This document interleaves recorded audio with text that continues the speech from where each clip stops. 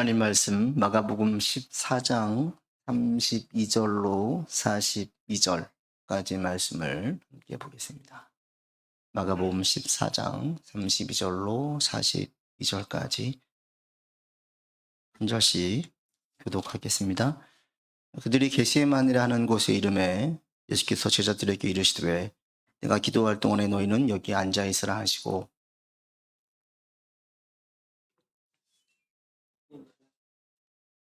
말씀하시되 내 마음이 심히 고민하여 죽게 되었으니 너희는 여기 머물러 깨어 있으라 하시고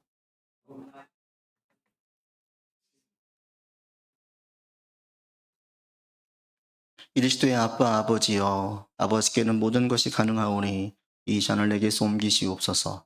그러나 나의 원대로 마시옵고 아버지의 원대로 하옵소서 하시고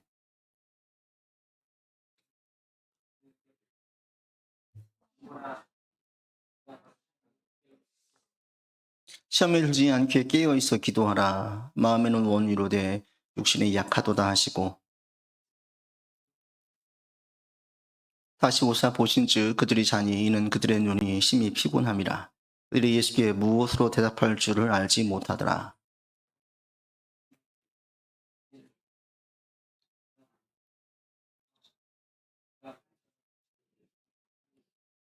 합시다. 일어나라 함께 가자. 보라 나를 파는 자가 가까이 왔느니라. 아멘. 우리가 인생을 살다 보면 반드시 힘들고 어려운 시간이 옵니다. 힘들고 어려운 인생 사가 없는 사람들은 세상에 한 명도 존재하지 않죠. 언제 힘들고 어려운 시간이 끝납니까? 죽어 세상을 떠날 때 끝납니다. 그 전까지는 계속해서 이런 일들이 반복되어지는 게 인생사예요.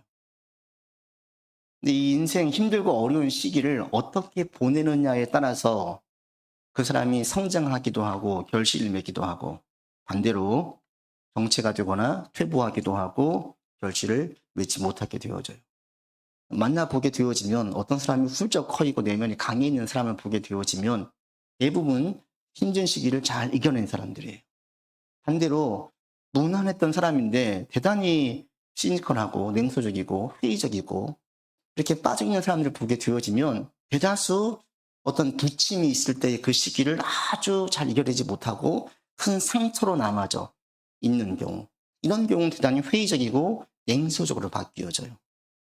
우리 인생사에서 힘들고 어려운 시간이 오는데 이 시기를 어떻게 보내느냐에 따라서 그 사람의 인생이 성장하고 결실을 맺는 인생으로 가느냐, 주변 사람들과 자신의 삶에 유익을 주느냐, 반대로 자기도 해치고 남도 해치고 또 성장하지 못하고 정체되어져 있는 이렇게 인생으로 가는 경우, 이게 어디서 있냐면 힘들고 어려운 시기를 어떻게 보느냐에 따라 달려 있어요.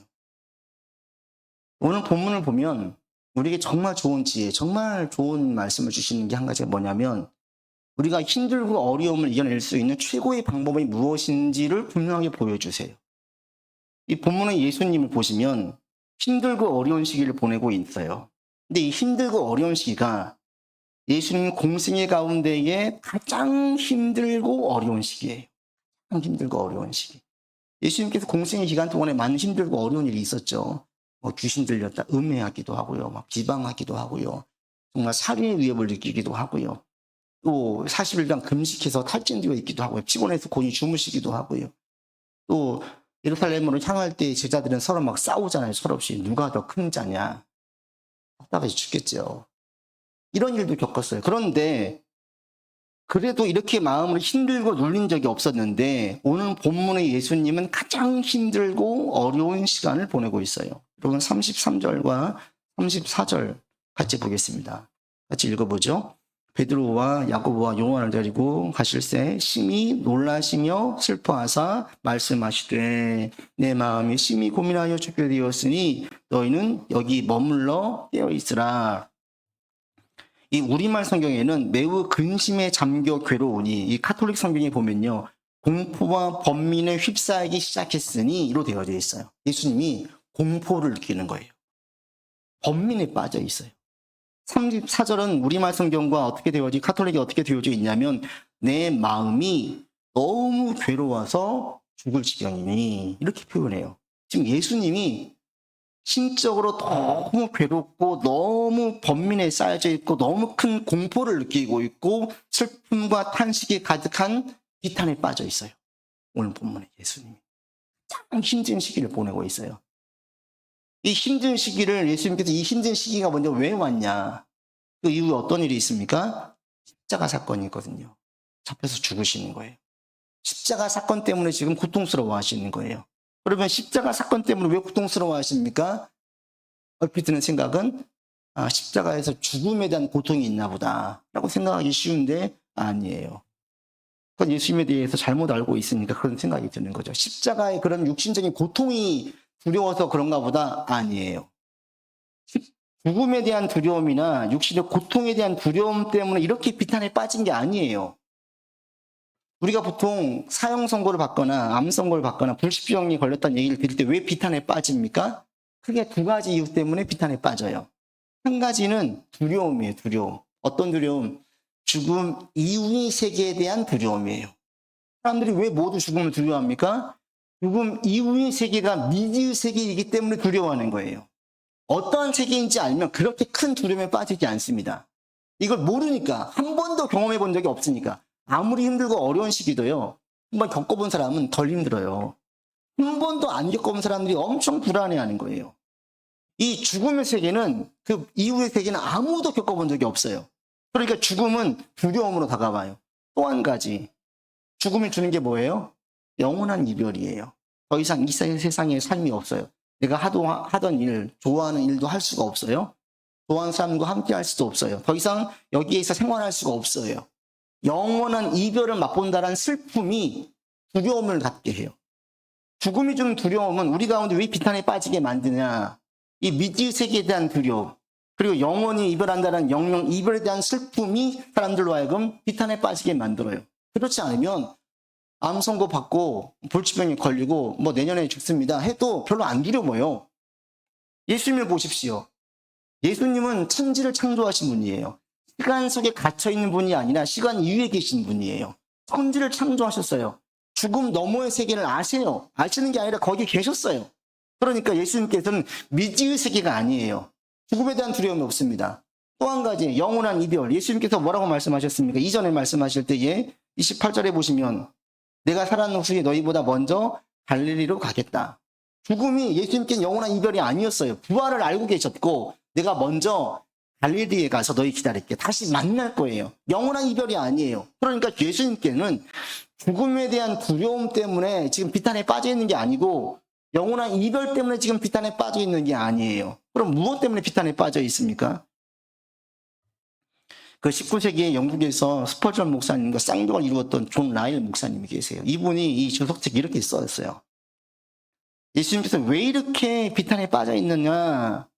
이거는 세상 죄의 짐을 통렬하게 느끼셨기 때문이다. 육체의 고통이 두려워서가 아니라 인간의 죄와 불법의 무게에 대한 감각, 우리를 위해서 저주받은 바 된 그것 때문에 비탄에 빠져 있다는 거예요. 예수님께서는 왜 이렇게 지금 비탄에 빠져 있냐면 대신 져야 될 죄의 짐의 무게가 너무 큰 거예요.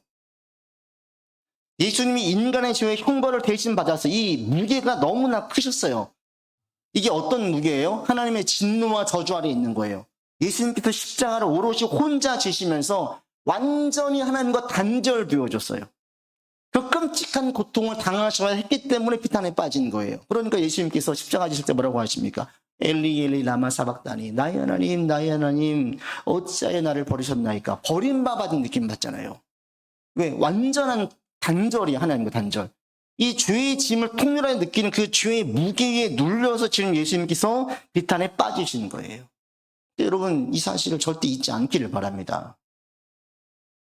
우리가 주님 십자가 지신 사건, 이 직전에 겟세마네 동산에서 기도하실 때에 얼마나 힘들게 십자가를 지셨는지를 보셔야 돼요. 예수님께 십자가 지신 것은 신이시니까 그냥 가볍게 지셨겠지 아니에요. 인간의 몸을 입고 왔기 때문에 우리 인간처럼 똑같은 고통을 오롯이 느끼셨고요. 가장 큰 고통을 당하시는 거예요. 그래서 우리의 모든 죄가 사함받은 것이지 그냥 가볍게 넘겨진 게 아니에요. 그러니까 간혹 전도할 때 보면 이신층의 교리를 전할 때 믿음으로 구원받습니다. 그러면 질문 가끔 이렇게 던지는 분이 계세요. 그러면 죄 짓고 회개하면 용서받네요? 그렇죠. 그럼 또 죄 짓고 또 회개하면 또 용서받나요? 그렇죠. 그러면은 죄 지을 때마다 마음껏 죄 짓고 용서를 구하면 되겠네요? 이렇게 얘기를 하는 거예요. 맞는 말이지 않습니까? 그런 교리가 어디 있네요. 너무 쉬운 거 아니에요. 그러면 죄 짓고 또 예수님 이름으로 잘못했습니다. 회개하면 또 용서받고. 그런데 이게 그렇게 안 되는 거예요. 교회 다니는 분들 가운데도 그런 교리에 빠져 있는 분이 있어요. 이것은 지금 너무 몰라도 너무 모르는 거예요. 주님께서 죄를 담당하신 이 무게가 얼마나 큰지를 알면 그 죄에 대해서 그렇게 쉽게 말할 수가 없어요. 가끔 제가 이제 너튜브를 보면 재미난 게 올라오는데 그 최민수 씨와 아내 강주은 씨 그 티키타카가 재밌어요. 이 최민수 씨가 아내 앞에서는 완전히 고양이 앞에 쥐예요. 꼼짝 못해요. 상남자 중에 상남자가 최민수 씨 아닙니까? 한 번은 집에 있는 소파가 없어졌어요. 새로운 소파를 들여놨어요. 최민수 씨가 계속 물어요. 여보, 소파 어디다 놨어? 어디다 버렸어? 어디다 팔았어? 아내가 얘기하죠. 저기 물 건너가서 없어요. 왜 그러냐면 소파에다 비자금을 숨겨놨거든요. 이 소파가 없어진 거예요. 거기 한 80만 원 되는 돈을 숨겨놨는데 이게 없어져가지고 이 남편이 그 돈을 찾아야 되겠는데 아깝잖아요. 말은 못하고. 나중에 돈이 났어요. 알고 봤더니 아내가 그 돈으로 가지고 소파를 산 거예요, 새로. 남편이 화가 나가지고 막 물어보죠. 내 돈 어디 갔어? 그러니까 그 유명한 짤이 있지 않습니까? 아내가 뭐라 그래요? 여보, 당신 돈이 어딨어? 당신 돈은 내 돈이고 내 돈도 내 돈이지. 그러니까 남편이 어이가 없어가지고 빵 터지는 거예요. 그러면서 보통 남편이라면 막 화를 낼 거 아니겠어요? 내가 어떻게 아껴놓은 돈이냐 막 화를 낼 건데 그래서 그렇다 그냥 궁시렁댔다 말아요. 왜 그래요? 자기가 아내한테 너무 잘못했거든요. 아내가 이 가정을 지키기 위해서 얼마나 애를 썼는지를 잘 알거든요. 그러니까 꼼짝 못하는 거예요. 그 신문 지면에 드러나 보도된 그 최민수 씨의 사건만 보세요. 얼마나 많은지.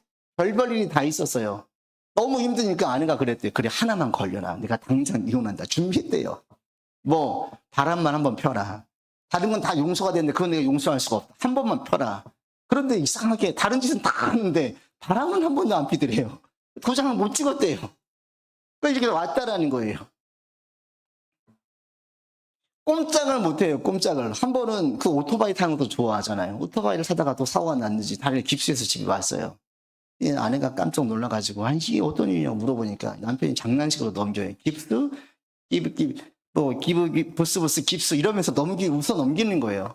그러니까 아내분이 정색을 하면서 울먹이면서 말하는 거예요. 당신 지금 다리가 아니라 더 크게 다칠 뻔했잖아. 울먹이면서 얘기를 하니까 남편이 최민수 씨가 바로 사과하는 거예요. 나는 당신이 너무 걱정할까봐 장난식으로 말했지. 나도 이걸 절대 가볍게 생각하지 않아. 라고 바로 사과를 해요. 왜요? 아내가 자기를 얼마나 사랑하는지, 우리 가정을 위해서 얼마나 희생했는지를 너무 잘 아는 거예요. 처음 이제 인사한다고 아내 집으로 갔대요. 그랬는데 그 보면서 너무 자기가 원했던 그런 가족의 모습을 보고 너무 좋았다라는 거예요. 이분은 자라면서 한 번도 가족에 대한 그 정을, 가족의 애를 느껴본 적이 없대요. 가족이 어떤지 그림이 없대요. 근데 계속 그런 동경이 있었대요. 좋은 가족, 행복한 가정을 만들어야 되겠다. 그런데 이 여자의 집에 갔는데 그 가정의 모습이 보이더라는 거예요. 너무 좋았어요. 그리고 이 두 아이를 키우면서 아내가 끝까지 지켰어요. 남편이 어떤 사고를 쳐도 가정을 지키고 아이를 지켰어요. 이걸 알게 되고 보니까 나중에 비자금을 한 번, 두 번 가져간 게 아니래요, 아내가. 다 안 돼요. 그냥 어디다 숨겨놓은지 다 알고 있대요. 다 가져가도 조금 궁시렁대고 많은 거예요. 내가 다칠 수도 있지. 뭘 그래. 화를 못 내는 거예요.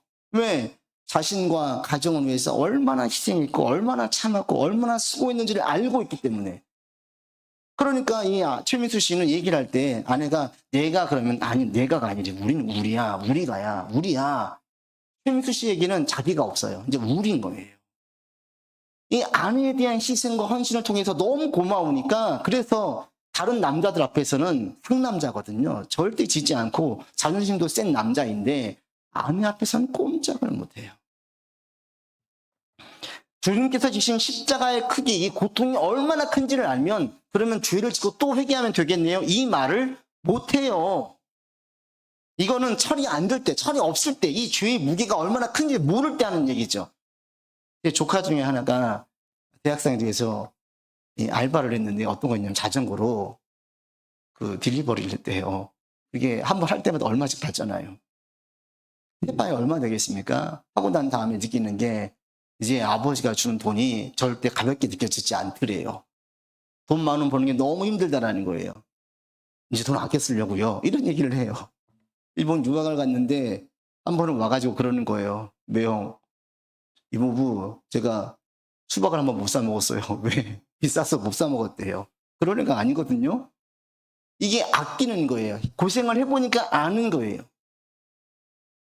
예수님께서 십자가 지신 그 고통은 그냥 할 수 있어. 내가 싫으니까 이게 아니에요. 너무너무 괴로운 거예요. 여러분 십자가를 볼 때마다 여러분 마음 가운데 이런 결혼한 마음이 필요해요. 죄라는 건 정말 무서운 거구나. 여러분 교회를 나오면 나올수록 신앙생활을 하면 할수록 이 사실을 제일 분명하게 아시기 바랍니다. 이 죄가 얼마나 크면 이것 때문에 저렇게 고통을 받으셔야 됐나. 이 죄를 사하기 위해서 얼마나 힘들게 저걸 지셔야 됐나. 그러니까 여러분 죄에 끌려다니는 삶을 살지 말아야 되겠다. 자꾸 신앙생활을 할수록 이런 마음을 가져야 돼요. 내가 죄를 짓고 나면 내가 지금 예수님 마음에 가슴에 지금 대못을 박았구나. 이런 마음이 들어야 되는 거예요. 그러면은 죄를 짓고 마음 편하게 또 회개하면 되지. 이 말을 못해요. 안 나옵니다. 여러분 예수님을 가까이 하면 가까이 할수록 죄가 자꾸 인식되어지고 경계되어지고 끊어지는 여러분 삶이 되기를 바랍니다. 이게 입술의 고백으로 끝나지 않고 삶에서 고백되어지기를 바랍니다. 사람 삶에서 실천되어지기를 바랍니다. 신앙생활을 가까이 하고 하나님을 가까이 하면 죄가 저절로 끊어지긴 해요. 그런데 하나님을 가까이 하기 위해서는 우리의 노력이 필요해요. 우리가 말씀 봐야 되고요. 기도를 해야 되고요. 신앙적인 관점에서 삶을 재해석해야 돼요. 이건 우리의 의지로 노력을 해야 되는 거예요. 그리고 우리 안에 내재된 이 죄가 습관처럼 배어있다가 순간순간 튀어나와요. 이 육신에 배어져 있는 죄가 그냥 사라지지 않습니다. 튀어나와요. 그렇기 때문에 우리의 의지와 노력과 결단이 절대로 필요합니다. 여러분 삶에서 죄가 싫어지고 죄가 끊어지는 삶이기를 바라고요. 죄가 발견될 때 그 무엇보다도 깜짝 놀라야 돼요. 여러분 싫어하시는 어떤 동물이 있다고 해보세요. 뱀이 두려우세요? 뱀을 아주 싫어하세요? 바퀴벌레가 싫어요? 이렇게 느껴져야 되는, 아우 죄 더러운 거. 이게 느껴져야 되는 거예요. 우리 가운데. 이게 느껴지지 않다. 내가 지금 죄에 무디어져 있고 양심이 마비되어지는 거예요. 양심이 깨어있다. 영적으로 깨어있으면 죄에 대해서 가장 큰 반응이 뭐냐면 어머 더러워. 이 죄를 볼 때 더러운 마음이 들어야 되는 거예요. 여러분 가운데 이런 마음, 이런 반응이 나오기를 바랍니다. 세상 죽을 때까지. 그러니까 이 육신의 몸은 우리 모든 신체는 조금씩 감각이 둔해지잖아요. 그런데 우리 영은 절대 그럴 수가 없어요. 죽을 때까지 우리의 영의 감각은 어린아이 피부처럼 항상 센서티브해야 돼요. 늘 예민해야 돼요. 이게 응애하는 사람들, 그리고 주의를 경계하는 사람들에게서 나타나는 반응입니다. 여러분에게 이런 모습이 있어지기를 바랍니다. 주님 십자가를 볼 때마다 그 생각을 하세요. 이게 결코 가볍게 쉽게 된 게 아니다. 그래서 예수님 지금 가장 힘들고 어려운 시간을 이 비탄에 빠져서 보내고 계세요. 근데 그때 주님께서 뭐 하셨습니까? 여러분 35절 같이 읽어보겠습니다. 35절 같이 읽습니다. 조금 나아가사 땅에 엎드려 될 수 있는 대로 이때가 예수님께서 뭐 하셨어요? 기도하셨어요. 그것도 3번씩이나 반복해서 기도하셨어요. 비탄에 빠질 때, 가장 힘들고 어려울 때, 이 시기를 가장 잘 이겨낼 수 있는 방법이 뭐냐? 기도예요, 기도. 기도보다 더 좋은 방법이 없어요. 그럼 기도하면 힘들고 어려운 게 사라집니까? 덜 힘들어지고 덜 고생스러워집니까? 아니요. 똑같이 힘들어요. 똑같이 고생해야 돼요. 그 힘든 시기가 금방 사라지지 않아요. 그런데 기도는 왜 중요하냐? 잘 견딜 수 있어요. 좀 더 인내할 수 있어요. 그리고 조금 더 지혜롭게 생각하고 행동할 수 있어요. 눈에 보이는 대로 끌려가지 않게 만들어줘요. 이게 기도예요. 여러분 힘들고 어려울 때 어떻게 보내세요? 존 라인 목사님 그래서 이렇게 말씀하십니다. 고통을 받을 때 우리가 해야 하는 맨 처음의 불평은 바로 기도의 형식으로 나타나야 합니다. 여러분 힘들면 뭐예요? 불평하잖아요. 일반 사람들의 반응이에요. 힘들 때 뭐예요? 막 누군가를 원망해요. 누군가에 불평을 해요. 그게 안 되면 자신을 막 학대하면서 자신에게 불평을 해요. 왜 나는 왜 이렇게 못 나가지고 내가 바보였지. 자기에게 불평을 해요. 그렇지 않으면 남들에게 불평을 해요. 그런데 존 라인 목사님은 매우 현실적이고 매우 중요하게 말씀하시는 게 이 불평을 하나님에게 하라는 거예요. 하나님에게. 가만 보니까 성경에 나와 있는 모든 믿음의 사람들은 다 이 방법을 택했어요. 하나님께 불평했어요. 다윗도 하나님께 계속 불평을 해요. 악인들에 대하여서 사울에 대하여서 하나님께 불평을 해요. 하박국도 이사야도 예레미야도 많은 믿음의 사람들을 보잖아요. 전부 하나님께 불평을 했어요. 근데 가만 보니까 저도 이걸 들으면서 내가 힘들고 어려운 시기를 잘 이겨냈던 이유가 여기 있구나 이 생각까지 하게 됐어요. 저도 힘들고 어려울 때 제가 제일 많이 하는 게 누구냐면 하나님께 불평하는 거예요. 제가 혼자 운전할 때 혼자 걸을 때 제일 많이 하는 게 뭐냐면 하나님과 대화해요. 하나님께 계속 일러요. 하나님 이거 이래요. 어떤 부분이 이래요. 하나님께 이야기해요. 근데 이게 제가 정말 잘했던 거예요. 그래서 내가 잘 이겨냈었구나. 그래서 내 신앙이 더 단단해지고 내 가운데 소망 가운데 내가 나갈 수 있었구나. 이게 어디 있냐면 맨 처음 불평을 하나님께 했다는 거예요. 여러분이 여러분의 불평을 하나님께 할 수 있기를 바랍니다. 근데 많은 사람들이 이렇게 안 해요. 당장 뭐예요? 전화 붙들어요. 누군가에게 하소연하는 거예요. 누군가에게 먼저 얘기해요. 아니면 자기한테 막 불평을 해요.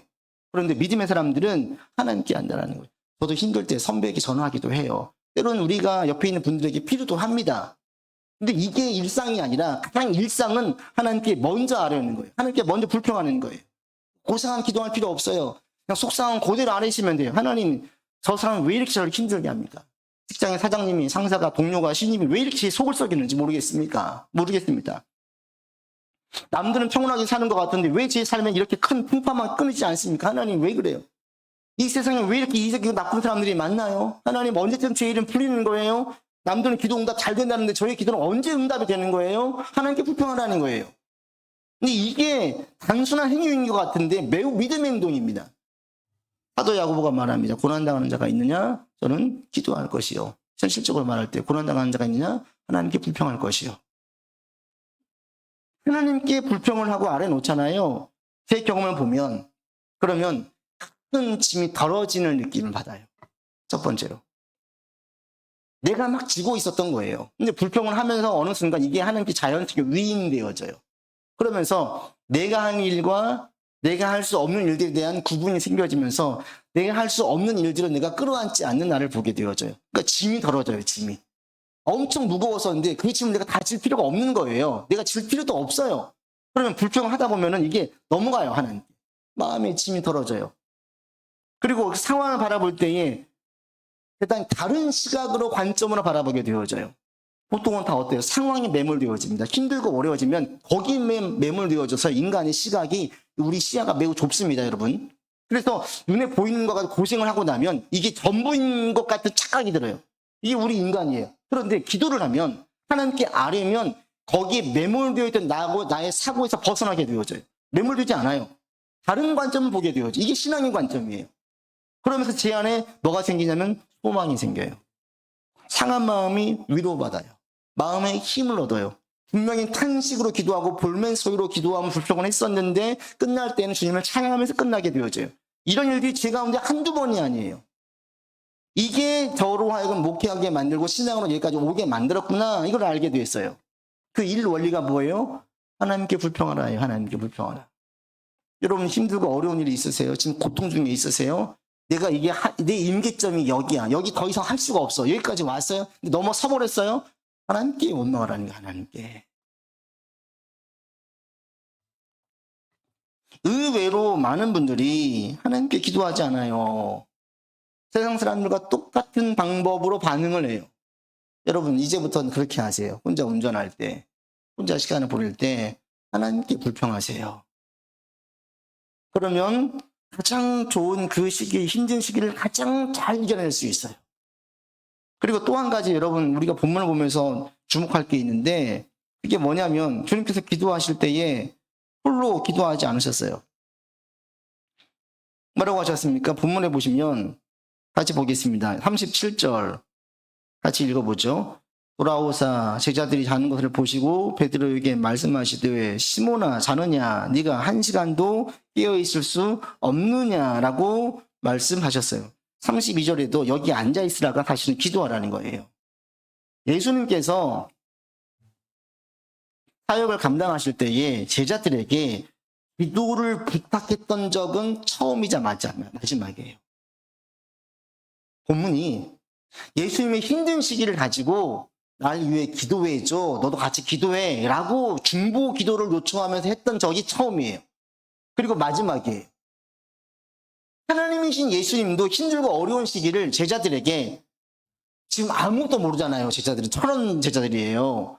지금 이 사람들은 동상이몽 다른 생각이 빠져 있어요. 이제 곧 있으면 예수님 정권을 잡으니까 그때 한 자리 해야 되겠다. 이 생각이 가득 차 있는 게 제자들이에요. 그럼에도 불구하고 이들에게, 아주 어린 자들에게 기도를 부탁을 하는 거예요.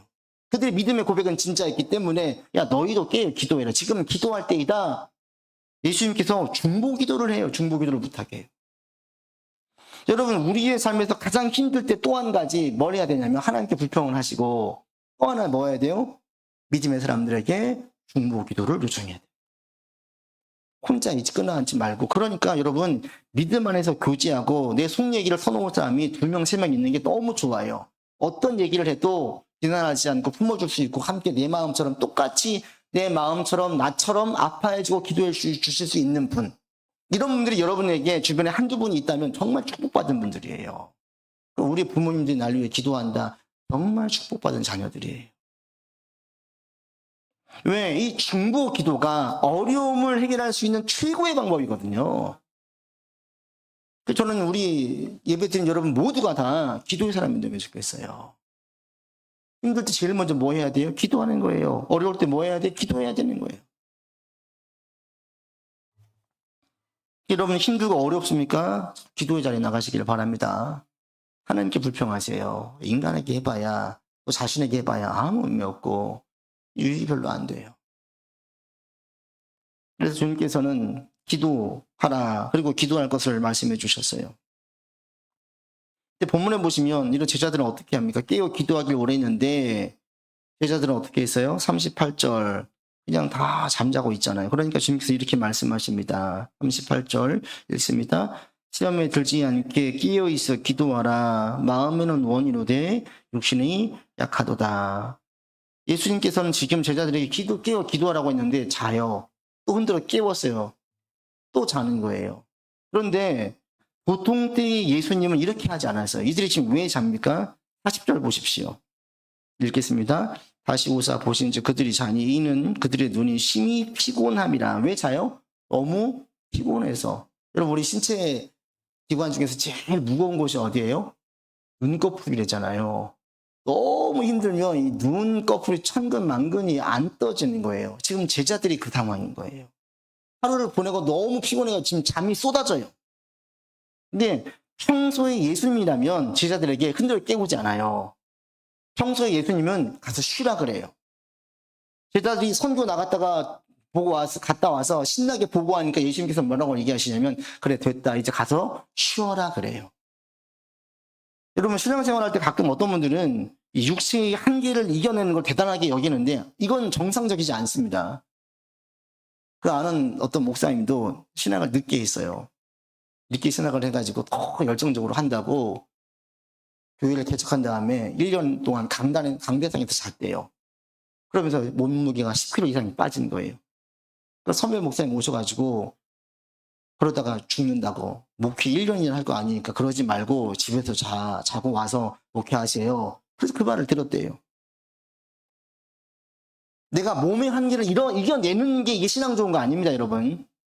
몸이 항상 피곤해 있으면요, 신앙적인 부분도 계속 왔다 갔다 해요. 롤러코스터를 타요. 그러니까 신앙이다 롤러코스터 탄다. 그 중에 한 가지가 뭐냐면 내 몸이 너무 혹사당하면 이게 왔다 갔다 해요. 그러니까 내 몸을 건강하게 만들고 유지하는 게 신앙에서도 매우 중요합니다. 그러니까 운동해야 되고 관리해야 되고 식단 조절하는 게 필요한 거예요. 내가 만성 피로에 빠져 있다. 신앙생활도 잘하기 어려워요. 그런데 주님께서 오늘 본문에서는 육신의 한계를 넘어서라고 요구하시는 거예요. 이건 보편적인 것이 아니에요. 일반적인 경우에, 보편적인 경우에 육신의 한계를 넘어서는 게 아니라 조율해야 되는 거예요. 균형 맞춰야 돼요. 오늘 본문에서는 그렇게 말씀하시지 않아요. 오늘 본문에서는 시험에 들지 않게 깨어 기도하라. 이게 카톨릭 성경에 어떻게 나와 있냐면 유혹에 빠지지 않도록 깨어 있어라. 마음은 간절한데 몸이 따르지 못하는구나. 이렇게 말씀하세요. 육신의 한계를 이겨야 될 때가 언제냐면 가장 힘들고 어려울 때, 비탄에 빠져 있어도 이때에는 여러분 스스로 비상사태를 얘기하시고 내 스스로가 깨어 있어야 되는 거예요. 우리가 지금 수요 예배 때마다 사무엘 강의를 하고 있는데 이걸 가장 잘한 인물이 누구냐면 다윗이에요. 다윗의 최고의 강점이 뭐냐? 가장 힘들 때에 완전히 하나님께 몰입을 해요. 그때는 하나님께 계속 소해내고요. 그때는 이 아주 비상 모드예요. 다윗은. 어떻게 모두가 바뀌냐면 모든 상황을 하나님 안에서 재해석을 해요. 압살롬이 자기를 배신하는 것을 하나님께서 자신을 책망한 걸로 받아들이고요. 시므이가 도망가는 자신에게 시므이가 저주하자 이걸 하나님의 책망의 소리로 들어요. 하나님의 소리로 듣겠습니다. 인간이 저주하고 있고 아들이 배신했는데 인간적인 관점으로 보지 않고 신앙의 관점으로 봐요. 그러면서 재해석을 해요. 하나님의 저주로 받아들여요. 하나님께 그러면서 자비를 구해요. 그러면서 다윗이 하는 게 뭐냐면 간절히 기도해요. 어느 때보다도. 매 순간 기도해요. 그리고 하나님께 다 아는 거예요. 그러면서 자신이 할 일을 최선을 다해요. 다윗이 이때 한계에 무너지지 않아요. 마음은 원한데 끝나지 않아요. 이때 다윗이 노년이었어요. 육체의 한계에 굴복당하지 않았습니다. 정서적으로 감정적으로 완전히 탈진 상태에 있었어요. 가장 사랑하는 아들에게 배신당했으니까요. 그러니까 정서적으로 감정적으로 완전히 소진당했는데 굴복당하지 않아요. 이 한계를 극복을 해요. 육체의 한계, 정서의 한계를 이겨내는 거예요. 비탄에 빠져있지 않아요. 그러면서 주님께 기도하고 자기 할 일을 힘쓰면서 그 시기를 이겨내는 거예요. 그래서 다윗이 다시 설 수 있게 돼 있어요. 이게 믿음의 사람의 모습이에요. 그러니까 믿음의 사람들은 힘들 때 뭐 합니까? 그냥 이때는 어느 때보다 더 신앙적으로 나갈 때다. 더 성경 보고요. 더 기도하고요. 더 신앙의 관점에서 재해석을 해요. 꼭 살펴보는 거예요. 하나하나. 어떤 문제가 터졌어요. 그 문제를 원인부터 현재 상황과 앞으로에 대해서 진단을 하고 살펴보는 거예요. 머리를 계속 써요. 우리의 지각과 이성으로 이걸 살펴야 되는 거예요. 이게 신앙이에요. 여러분 지금 어떤 상황에 있으세요? 좀 너무 힘들고 어려우세요? 지금 기도할 때예요. 기도했는데 더 힘들어졌어요? 더 기도할 때예요. 더 어려워졌어요? 더 기도할 때예요. 지금 인생에서 가장 중요한 일을 하고 있습니까? 육신이 원하는 대로, 마음이 내키는 대로 행하지 않기를 바랍니다. 그냥 마음 가는 대로 절대 안 됩니다. 몸 가는 대로 아니에요. 오늘 예배를 드리면서 마음에 어떤 결단하고자 하는 마음이 생겼습니까? 그 마음이 여러분 삶에서 이루어지기를 바랍니다. 예배 드릴 때 은혜 받으면 그렇잖아요. 성경 읽어야지. 집에 가면 보여요? 안 봐요. 습관대로 그냥 가는 거예요. 육신이 약한 거예요. 냉정하게 말해서 이렇게 해서는 하나님의 큰 은혜를 경험할 수 없어요. 하나님의 큰 역사를 볼 수 없어요. 하나님의 역사를 보는 사람들은 간절히 기도하는 자들이에요. 포기하지 않고 낙심하지 않고 소망 가운데 계속 하는 사람들이에요. 눈물을 흘리면서 씨를 뿌리는 자들이에요. 여러분에게 이런 역사가 있기를 바랍니다. 지금은 사실 국가적으로도 깨어 기도할 때예요. 여러분 평소보다 조금 더 기도하시고 이 나라와 민족의 질서와 안정과 더 나은 미래를 위해서 같이 기도하시기를 바랍니다. 모든 상황을 이끌어가시는 분이 하나님이세요. 그럼 하나님 상황을 이끌어가 주십시오. 역사해 주십시오. 더 나은 방향으로 이 민족이 쓰임받게 해주십시오. 지금 새벽마다 기도하고 있어요. 여러분도 같이 기도하십시오. 또 개인적으로도 마찬가지입니다. 여러분 가운데 어떤 어려움이 있으세요? 기도할 때예요. 기도하지 않고 주님의 역사를 볼 수 없고요. 기도만큼 가장 좋은 방법이 없어요. 가장 힘들 비탄에 빠져있던 예수님께서 기도를 이겨내시는 것처럼 여러분 삶에 어려운 문제가 있을 때마다 더 기도하고 더 살피면서 그 방법, 그 시기들을 잘 이겨낼 수 있는 여러분들 되기를 바랍니다. 기도합시다. 아버지 하나님, 비탄에 빠져 계신 예수님, 간절히 기도하며 그 시기를 이겨내셨습니다. 하나님, 우리의 삶에 크고 작은 어려움들이 있습니다. 어려움이 있을 때마다 주님께 기도하고 간구하는 우리 되게 하여 주시옵소서.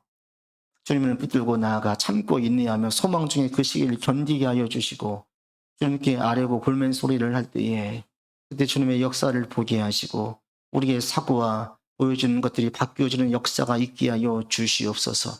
정금과 같은 믿음으로 주님 붙들고 나아가서 많은 역사를 보길 원하오니 주님 우리를 주장하여 주시고 예배 이후의 모든 삶을 주장하여 주시어서 주님의 붙드심 인도하심을 보게 하여 주시옵소서. 우리 구주 예수 그리스도 이름으로 기도드립니다. 아멘.